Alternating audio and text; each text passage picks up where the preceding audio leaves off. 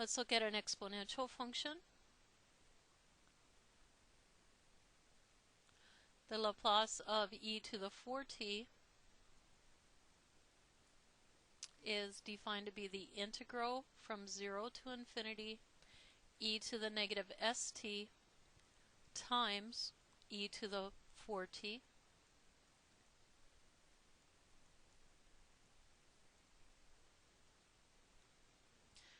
And here with the exponential function, because we have a common base, we want to combine these two factors into a single factor. Here we're using the product rule of exponents. If you have a to the m times a to the n, you add the exponents, a to the m plus n power. So I want to add these exponents, and I get negative st plus 4t. I'm going to write that as 4t minus st.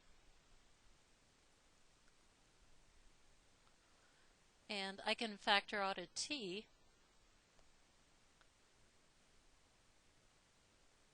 So I get 4 minus s times t dt. Here I can make a substitution. If I let u equal 4 minus s, then du is well,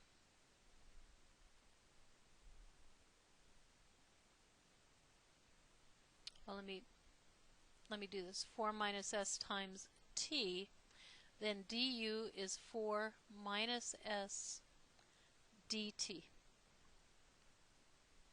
So let me bring this, see where my mouse is, bring this over here.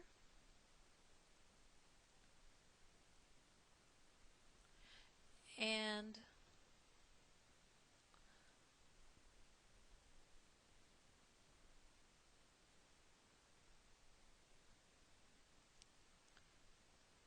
in order to make this substitution, I have to have a 4 minus s multiplied by my dt.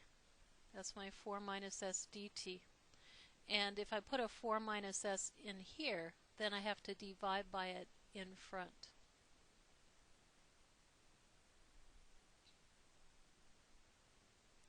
So now I can make my substitution.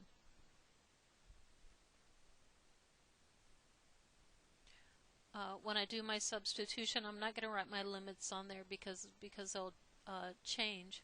The limits are for t. I'm substituting in so that I get a function of u. This will become e to the u power now.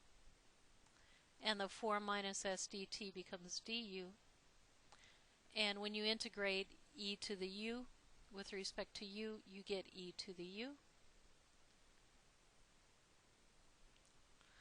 And when I make my substitution back, I get 1 over 4 minus s e to the u is 4 minus s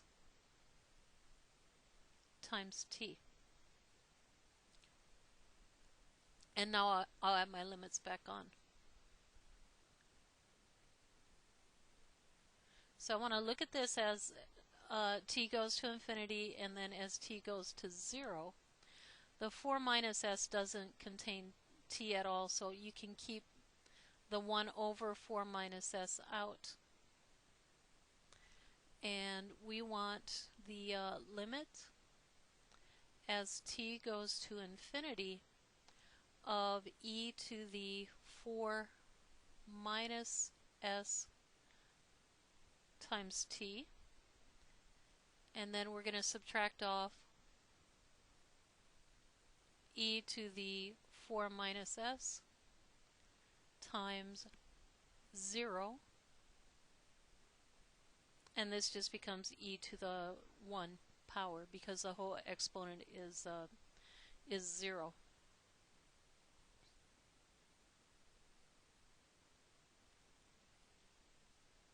So let's talk about this limit. Here my constant, remember that if the constant is less than 0, then the limit at infinity is 0. So what we want is we want this constant 4 minus s to be less than 0. I want 4 minus s to be less than 0. If I bring the s term over to the right side, that tells me that s has to be less, 4 has to be less than s, or s has to be greater than 4. So our condition here is when s is greater than 4, then I get 1 over 4 minus s, and the limit as t goes to infinity here is going to be 0. And then here I get minus 1 because this whole exponent becomes 0. And I get negative 1 inside the braces. I end up with negative 1 over 4 minus s. And if I multiply by negative 1 over negative 1, that gives me 1 over s minus 4. And here s has to be greater than 4.